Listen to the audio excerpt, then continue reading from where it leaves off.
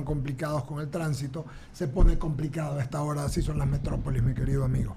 ¿Cómo vas? ¿Cómo has pasado? ¿Cómo van las cosas? ¿Qué nos puedes decir de 2 o 3 temitas así breves y rápidos?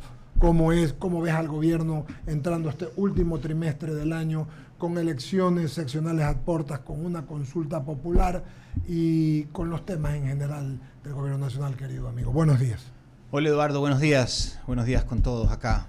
A los tiempos que vengo a hacer una entrevista presencial acá en mi ciudad. Te agradezco la deferencia, muchas Guayaquil. gracias. No, en realidad me hubiese gustado venir mucho antes. Lo sé. Lo que pasa es que con las funciones que me ha tocado asumir en diferentes ámbitos, por decirlo así, propias del trabajo en el Ministerio de Gobierno, todo se vuelve un poquito más complicado y el tiempo se hace más apretado, pero bueno, estamos bien y muy contento de estar acá con ustedes. Muchas gracias. Han sido semanas intensas, un poco complicadas. Yo creo que hay algunos hechos que nos han marcado, como lo que sucedió con María Belén Bernal, que Terrible. ha sido un traumatismo, no solamente para la sociedad, sino también un traumatismo para el gobierno, para nosotros, porque yo creo que nos confronta a una de las peores realidades que aún existe en el país y que tenemos que combatir, que es el femicidio, ¿no? Particularmente Guayaquil es una de las provincias más violentas en este aspecto, sobre todo en las áreas rurales y en las áreas urbano-marginales de la provincia. Pero bueno, yo creo que uno hace función pública para ir combatiendo estas cosas, para buscar la manera de encontrar soluciones y para trabajar con voluntad y con transparencia en función de los beneficios de las grandes mayorías. Así que estamos bien. Estamos tranquilos. Hoy tenemos un proceso de consulta popular que va cogiendo su forma. Ahora pues está un poco más distraído por los hechos que se han suscitado en las últimas semanas. Pero ese es uno de nuestros hitos importantes a los cuales tenemos que meterle mucha fuerza durante las semanas que vienen. Y también el de las mesas de diálogo. Claro. Hoy vamos a pasar los 100 acuerdos. De hecho, mi meta era pasar los 100 acuerdos. Ya estamos ahí porque tenemos 87 acuerdos ya suscritos en las 6 mesas que se han cerrado. Y nos falta todavía una cuarentena, esperemos, Dios quiera, una cuarentena de acuerdos más en las mesas que todavía faltan. Es curioso porque al comienzo pues toda la sociedad nos decía ya cierren con los indígenas, que se acabe el paro, siéntense a dialogar, lleguen a acuerdos, y eso es lo que hemos hecho. Y ahora pues algunos que andan por ahí, que tienen su derecho a criticar, ¿no? Dicen, ¿y por qué le ceden tantas cosas a las organizaciones indígenas? Entonces, es como que es muy difícil satisfacer a todo el mundo, ¿no? Palo porque bogas y palo porque no bogas.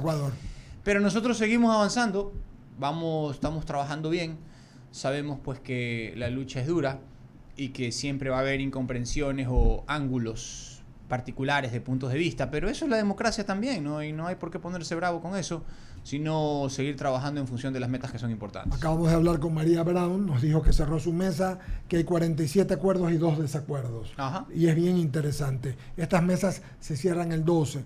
¿Por qué es interesante? Porque le dan mucha estabilidad, saber a la gente, sobre todo a los factores económicos que estaban preocupados, Francisco Jiménez.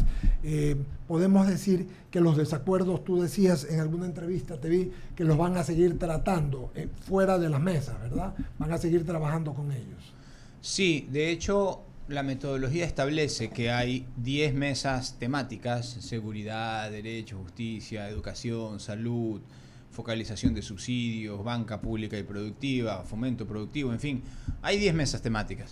Pero aparte hay una mesa de coordinación, que es donde va, es por decirlo así, el cajón desastre donde van los desacuerdos. Okay. Entonces la mesa de coordinación se ventila al final y se ve si es que se puede solventar alguna de las cosas pues, sobre las cuales no ha habido temporalmente acuerdo y se ve si es que se puede solucionar. Una metodología muy bien armada, de hecho. Yo quiero igual hacer un reconocimiento a la Conferencia Episcopal, porque ellos se han jugado desde el comienzo de forma muy intensa por este tema, inclusive desde la firma del acta de paz, porque en la noche de nosotros llegamos a 2 preacuerdos para terminar el paro, y esto es importante que la gente lo conozca. Y cuando venía el día siguiente, como que pasaba algo que impedía que se suscriba el acta anterior, o porque se intensificaba la violencia de las propuestas, o porque alguien no quería que eso se cierre. Una noche se asesinó a un militar. Lo recuerdo. Cuando ya habíamos llegado a un acuerdo, nos habíamos sentado en la conferencia episcopal. Suspendieron las negociaciones. Estaba suspendidas nada más las negociaciones para firmar prácticamente al día siguiente, y en la noche se asesina a un militar.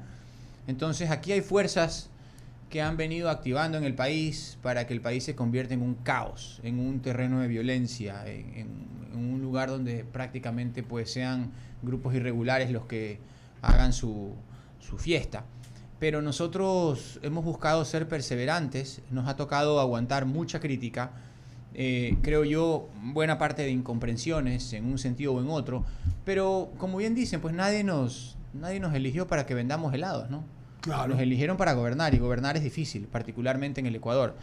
Entonces, en esa tercera vez que llegamos a un preacuerdo, finalmente se pudo materializar, porque la conferencia episcopal, la verdad es que tuvo un rol absolutamente destacado, moviéndose de un lado a otro. Vinieron, conversaron con nosotros, establecieron un poco las condiciones, luego fueron con las organizaciones indígenas, y finalmente al día siguiente se pudo sellar ese acuerdo, que es el que ahora nos da la plataforma para seguir trabajando. Entonces, hoy por hoy nos quedan apenas unos 10 días para cerrar las mesas de diálogo. 9. Creo que ha sido un ejercicio histórico para el país. Jamás se había logrado esto. Jamás se había podido conseguir este nivel de consensos entre organizaciones y el poder público. Me parece que es un hecho absolutamente inédito para el país y para la región, pese a todas las críticas. Yo estoy seguro que con el pasar de los meses, e inclusive con el pasar de los años, esto que hemos vivido durante estos 90 días va a ser visto como objeto de análisis y de estudio en algunas democracias latinoamericanas. Pero por ahora quedémonos sin la rimbombancia de ese futuro, sino solamente en la necesidad del presente de poder terminar este proceso como corresponde. Conocemos que en la consulta popular tú estás en el tema directamente, y pues estamos esperando, hoy son 20 días ya desde que la Corte Constitucional, tú entregaste las preguntas, si bien han estado juristas y nos han dicho que no tienen un tema concreto, no tienen una idea. La Procuraduría, el procurador ha enviado el día viernes su postura diciendo que él cree que todas las preguntas, las 8, son constitucionales. Vamos a esperar a eso, viene una campaña electoral. ¿Alcanzará el tiempo, Francisco, número 1, para ir a febrero con las preguntas? Y tú también dijiste, y también lo dijo Pablo Arosemena, que les gustaría incluir alguna que otra más. ¿Cuál de estas nos puedes tú consolidar? Bueno, esperemos que alcance. Los tiempos no están en nuestras manos, más bien en el Consejo Nacional Electoral y la Corte Constitucional, que ya entiendo yo que en el transcurso de esta semana o a comienzos de la otra dará su dictamen. Esperemos que no haya mayores inconvenientes. Estamos optimistas porque es un estudio muy sesudo el que se ha planteado. Son casi 500 paginitas, y si uno las lee, pues no es hojarasca, sino que hay un análisis pormenorizado de cuál es el porqué de cada una de las 8 preguntas. No son todas. Queremos hacer un par de preguntas más. En su momento tendrá que decirles el presidente. No creo que vaya a ir, les digo sinceramente, y lo digo aquí claramente, no creo que vaya a ir una pregunta de tema del contrato por horas.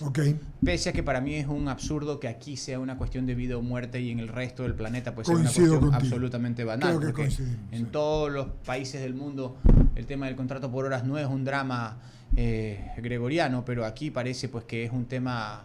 Es casi una tragedia griega preguntar sobre el tema del contrato por horas, pero es nuestra realidad. Yo no creo que vaya a ir una pregunta de esas, aunque probablemente sea necesaria, pero no creo que vaya a ir. Creo que nos vamos a concentrar en el tema institucional y probablemente una pregunta más de naturaleza económica, pero que no será de las relacionadas con materia laboral. Lucía Jaramillo, sigue, por favor. Ministro, entonces, ¿hay la posibilidad de que se hagan más preguntas o no? Sí. Totalmente. Sí, Lucía. Sí. Buenos días, antes que nada. Buenos días, Francisco. Sí. Bueno, sí. Solo para... me quedó muy claro el tema del diálogo con el sector indígena, y es muy importante recalcarlo porque tú dijiste que esto es un hecho muy importante, que tal vez esto es un ejemplo para los demás países de Latinoamérica. Sin embargo, desde el sector indígena, los representantes aún se muestran como cautos ante este proceso de diálogo. Ya lo escuchábamos a Leonidas Issa, el presidente de la CONADE, decir que aún hay asuntos pendientes, como por ejemplo el control de precios de productos esenciales y los subsidios de combustibles para el transporte pesado. Sí, bueno, siempre va a haber, ¿no? Los disensos al final del día son normales. Cuando uno se sienta en una mesa y acepta a pie juntillas todo lo que le proponen, ya no está gobernando uno, sino que está gobernando el otro. Entonces, y tampoco es una cuestión de capricho, porque si al final todo fuera fácil de implementar, pues sería mucho mejor para todos, porque habrían dado en la tecla en todos los temas que plantearon, ¿no? Pero eso a veces dista de la realidad. El Estado lo es, porque además de ser una ficción jurídica, es también un marco de referencia que nos impone límites a todos. No, hay una división clásica que Ramiro la conoce bien y a mí me la enseñaron desde el primer año de Derecho, que la diferencia entre el derecho público y el derecho privado es que en el derecho privado puedes hacer todo lo que no esté expresamente prohibido y en el derecho público puedes hacer exclusivamente lo que está expresamente permitido. Entonces, no es un tema sencillo, porque nosotros estamos llenos de límites, de parámetros y también de preocupaciones porque las decisiones que tomemos no afecten a nadie, sino que vayan en beneficio de las grandes mayorías. Entonces, en esos límites nos movemos. Creemos que dentro de eso el ejercicio ha sido altamente exitoso, porque es la primera vez que el poder público trabaja así, de forma directa, sin intermediación con las organizaciones sociales. Es como que de golpe y porrazo en la cadena de comercialización de la agricultura se suprimieran a todos los intermediarios y se pusiera en contacto al productor con el consumidor final. Claro, eso desde el punto de vista económico no es tan bueno, porque los intermediarios también son una parte importante de la economía, aunque a veces se quedan con la mayor parte de la ganancia. Particularmente sucede en el café y en algunos otros productos, pero en el caso del Estado, regresando a lo que estamos conversando, nosotros hemos procesado con seriedad todas las peticiones y las hemos evaluado todas. La gran mayoría, yo diría que 3/4 se han podido implementar, 1/4 no se ha podido. Por ejemplo, en el caso de los precios, nosotros no podemos poner, estaban solicitando control de precios para 44 productos, es una locura. Claro, porque eso produce, eso es el mercado. Eso produce una distorsión enorme en el mercado, nos afectaría nuestra competitividad de forma brutal. Entonces aceptamos poner, aún así aceptamos poner precios referenciales, no fijación de precios, que es distinto. Precios referenciales para algunos productos de la agricultura, que si no me equivoco son 22, que son de la canasta básica. Pero por ejemplo, productos industrializados no podemos hacer eso, porque en ese momento le estamos dando en los tobillos a las industrias.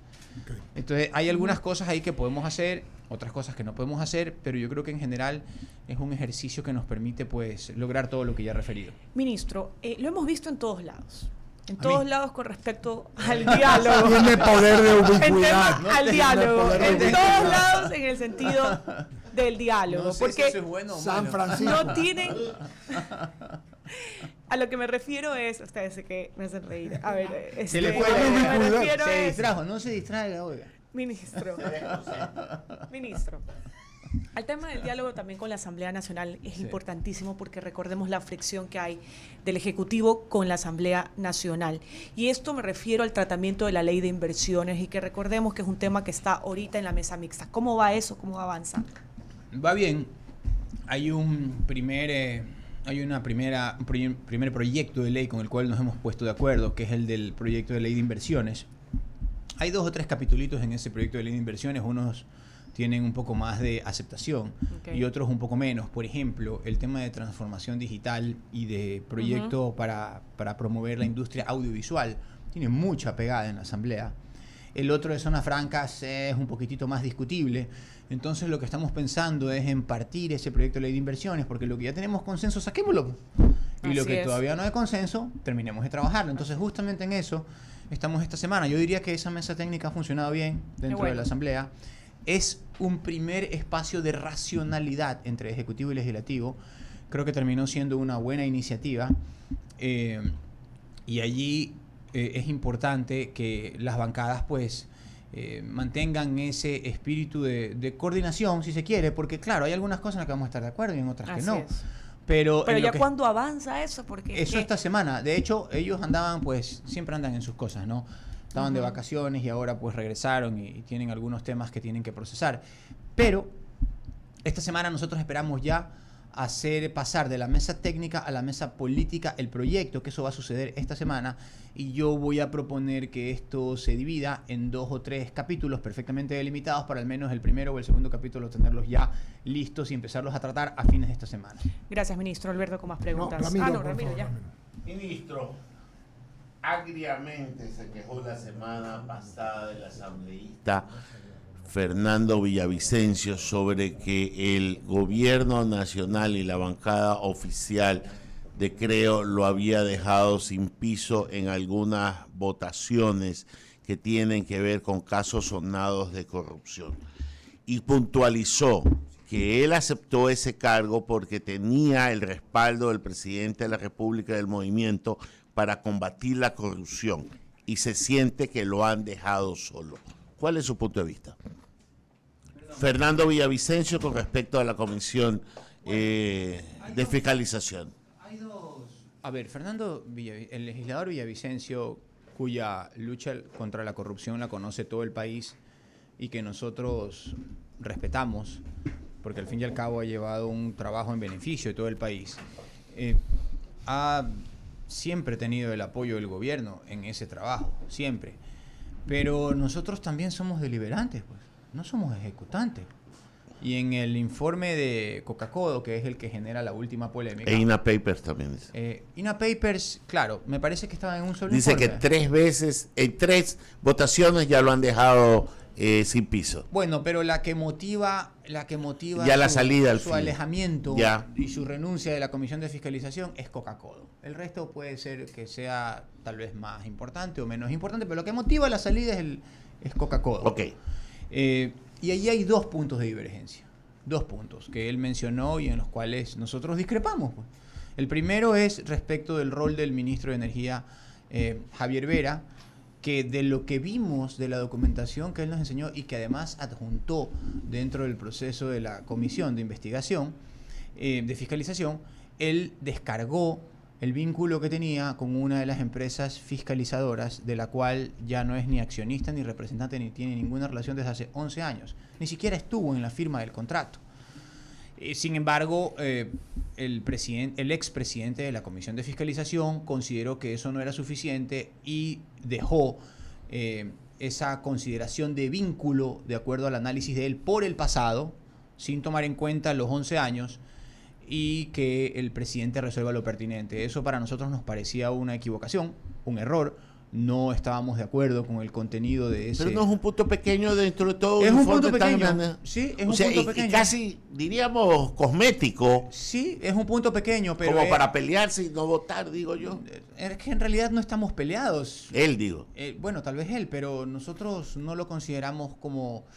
Simplemente lo consideramos como ¿No hay algún acuerdo político no, que...? No, de ninguna manera, de ninguna manera. Y el otro tema, el segundo tema, es que él no quería que se reciba la obra y nosotros siempre dijimos que no la íbamos a recibir. Luego, una de nuestras legisladoras, de acuerdo a lo que él señala, aparentemente dijo que lo íbamos a recibir, pero eso no es exacto. SELEC, que es la que está a cargo de la ejecución, mejor dicho, de la fiscalización de Coca-Cola, ha identificado, pues como ya todos sabemos, aproximadamente 17.000 fisuras, y hasta que todo eso no esté solucionado, que va a tomar un buen tiempo, eso no se va a recibir. Entonces nosotros como gobierno estamos muy claros. Es más, le hemos solicitado, si no me equivoco, al Cuerpo de Ingenieros del Ejército de Estados Unidos que venga a contribuir al proceso de fiscalización en coordinación con SELEC.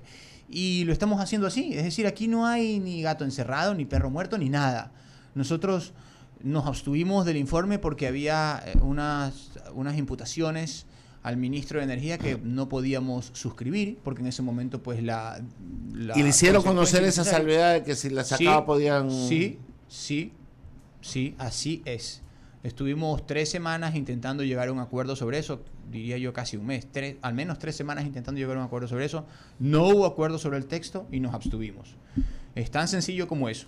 Y respecto del otro tema, nunca ha habido divergencia, tal vez una mala interpretación en los medios, pero siempre dijimos que no había ningún inconveniente y que nosotros no íbamos a recibir esa obra hasta que no esté solucionado todo el tema de las fisuras. Tú decías al contestarle, Eduardo, que estaban optimistas de que la Corte Constitucional les iba a calificar como enmienda a las 8 preguntas. No dudo de los fundamentos, he estado revisando, se ve que ahí se ha habido trabajo, no como la primera terna del superintendente, que no hubo bien hecha la elección, pero en todo caso sí se ve que hay un buen trabajo. Pero eso no quiere decir que pueda la Corte estar de acuerdo. Y según algunos que hemos conversado, entre esos compañeros suyos, gente bien formada, no estoy hablando de gente que quiere mala onda para el gobierno, sino que a su criterio constitucional es posible que no califiquen como enmiendas 2 o 3 preguntas. ¿Hay un plan B para eso? Sí, nosotros tenemos un banco de 30 preguntas, nos dejarían un poquito afectados si es que no se califican esas 2 o 3 preguntas, porque nos parece que ninguna es superflua, ninguna. No hemos hablado de superflua. A tanto Claro. puede que no sea superflua, que no sea enmienda, sino reforma. Sí, correcto. Ninguna está ahí por estar. Todas tienen su trascendencia. Su razón de ser. Todas tienen su razón de ser. Si alguna no pasa, es un problema para el contenido total de la consulta, porque nosotros Pero sabemos, no pasa como enmienda, pero puede pasar como reforma. podría puede pasar como pasar. reforma. Habría que replantear el trámite allí, porque es un trámite mucho más denso, es más complejo, involucra ya cosas un poco más Y de casi fondo. con un resultado garantizado. Casi con un resultado. Bueno, habría que ver si es resultado garantizado. Nada es garantizado en el Ecuador. Sí. Siempre hay que patalear y nadar mucho para ver si uno llega a la orilla.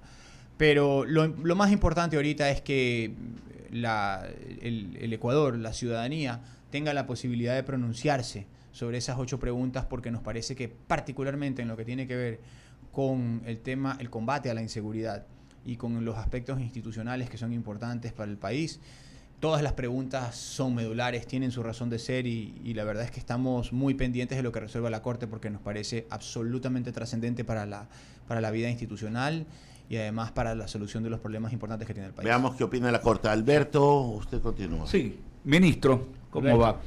Oiga, el tema de la seguridad social es uno de los temas más preocupantes que hay. Hoy la agenda del presidente Guillermo Lasso, pues, va a estar, pues, concentrada en la suscripción de un decreto presidencial.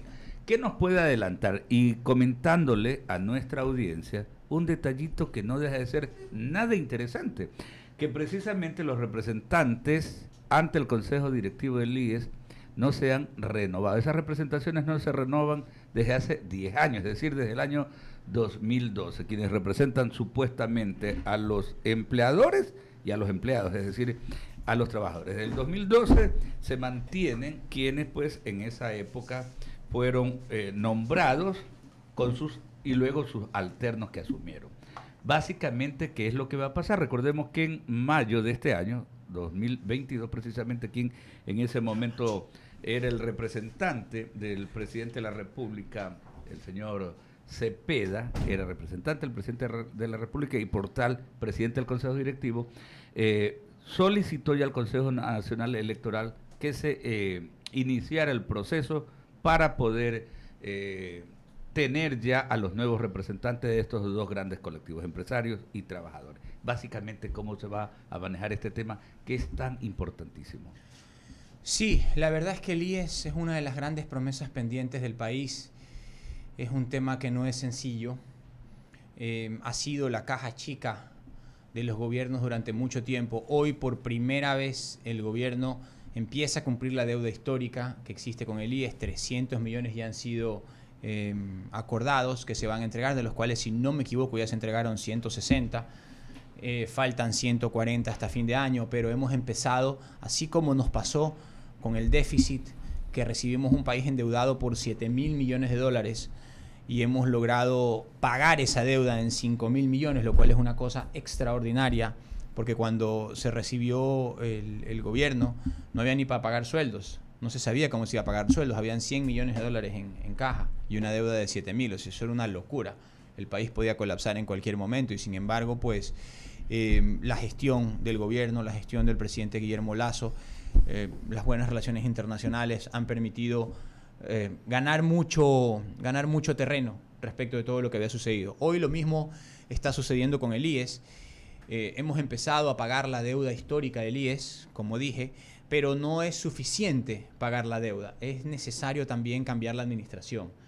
Y hoy se va justamente a tomar de una definición en un par de horas más, en la cual va a estar el presidente de la República para empezar ese proceso de cambio de la estructura administrativa. Hay 2 representantes que ya han estado allí bastante tiempo, creo que han cumplido su ciclo, han hecho lo que podían hacer, y hoy es importante entender que la institución debe renovarse en cuanto a las cabezas y también en cuanto a los procedimientos, porque no solamente se trata de un solo ángulo aquí. Primero hay que pagar la deuda, segundo hay que renovar las cabezas, tercero hay que renovar los procedimientos. Entonces, todo paralelamente. Todo paralelamente, porque esto es ahí, como dicen en Manaví, si no me equivoco, esto es bajando el féretro y echando el griterío. Sí, claro. Claro. No, hay urgencias y a Sí. todos los afiliados nos preocupa aquello, el futuro. Por un lado, la seguridad social, las prestaciones y la atención médica.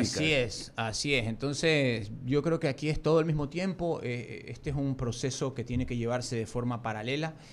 Y hoy estamos dando otro paso también. No nos olvidemos que hace 2 semanas ya se pagó un primer valor, se suscribió entre el Ministerio de Economía y Finanzas y la presidencia del directorio del IES el convenio respectivo.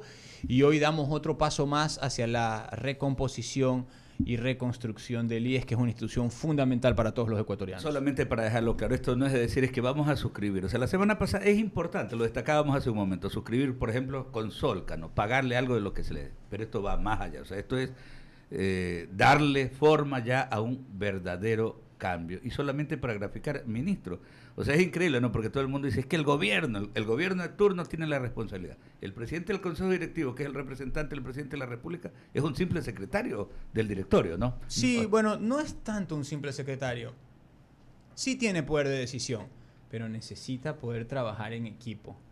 Y si es que esa coordinación no es tan sencilla, porque ya hay dinámicas que vienen de mucho tiempo atrás, es necesario cambiar esos parámetros y buscar la manera de tomar las mejores decisiones para que las cosas se puedan arreglar. Aquí el IES es fundamental para la vida del país, es fundamental para la generación de empleo, es fundamental para la seguridad de sus afiliados, es fundamental para el funcionamiento de los hospitales, es fundamental para una serie de cosas y no podemos dejarlo abandonado. Ha pasado mucho tiempo abandonado y es hora de hacer algo por la institución. De mi parte, solo si usted puede adelantarme algo con respecto, ¿se mantiene en la Comandancia General de la Policía el general Fausto Salinas o no?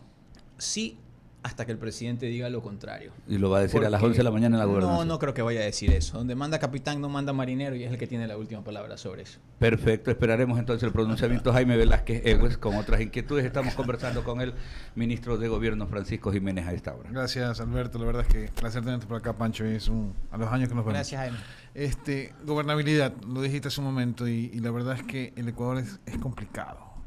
¿Cómo hacer esta gobernabilidad? Y te voy a preguntar esto porque mucha gente lo siente. Es decir, en el gobierno, para poder gobernar, tú tienes que ceder. Pero algo está pasando que en esas negociaciones o en esa gobernabilidad falla el gobierno en su negociación. Esa reflexión se ha hecho internamente en un momento. Te doy casos como el ejemplo de mandar una terna que no era la adecuada, o fallas pequeñas, ¿no? ¿Verdad? Que en un momento dado tienen una repercusión muy fuerte a nivel de la imagen del gobierno ante la ciudadanía. Y se siente mucho como que falta algo.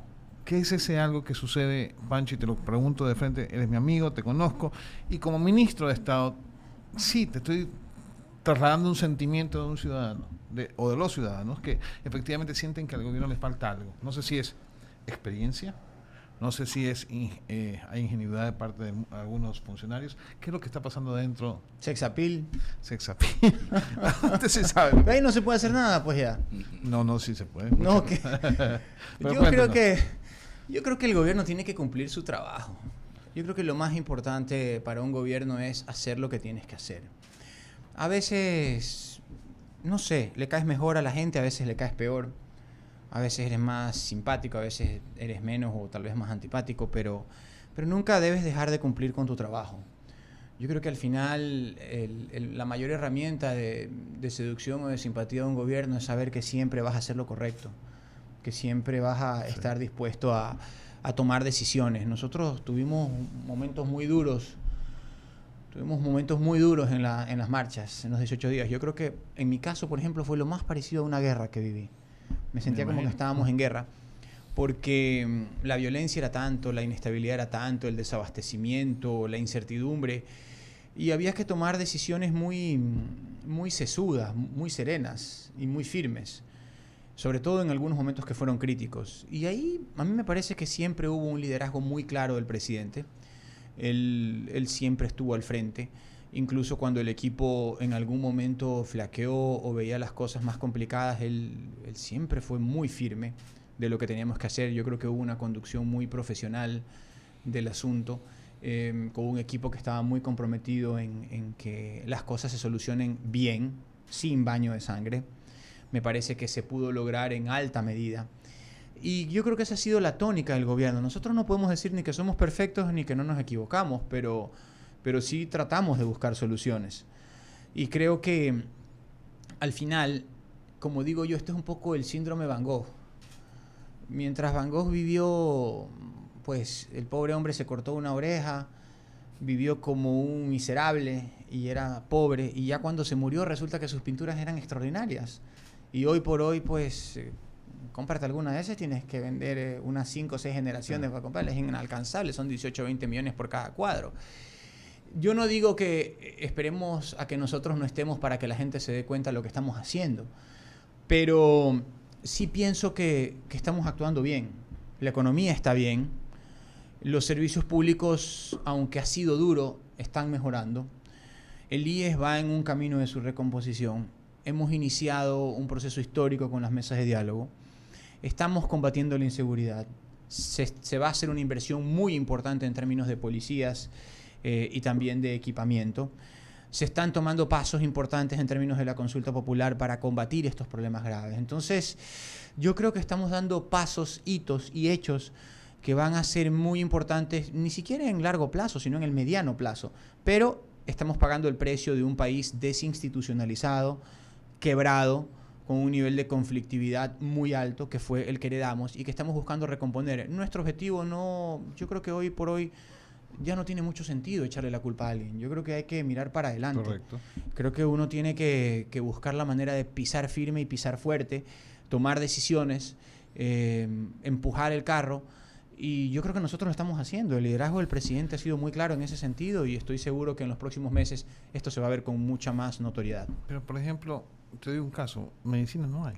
¿Ah? Medicinas no hay. Y por más que se dice, es más, le preguntamos a Pablo Rosemena, la asignación existe. No es que no existe la asignación. Entonces, ¿qué es lo que está sucediendo o cuál es la reflexión que hay que hacer para que el ciudadano sienta ese servicio público bien administrado, bien dado? Porque no hay medicinas. Yo creo que se requiere, y me voy a disculpar con la ciudadanía por decir esto, pero un poquitito más de paciencia. Yo creo que en unos 2-3 meses, con todas las decisiones que se están tomando a nivel del Ministerio de Salud Pública, los procesos que se han cambiado, los niveles de deficiencias que se han superado, las reformas que se han hecho, inclusive hoy que vamos a tomar otras decisiones más. Creo que mi previsión es que hasta finales de año podamos tener un sistema en materia de salud bastante más recompuesto que el que heredamos.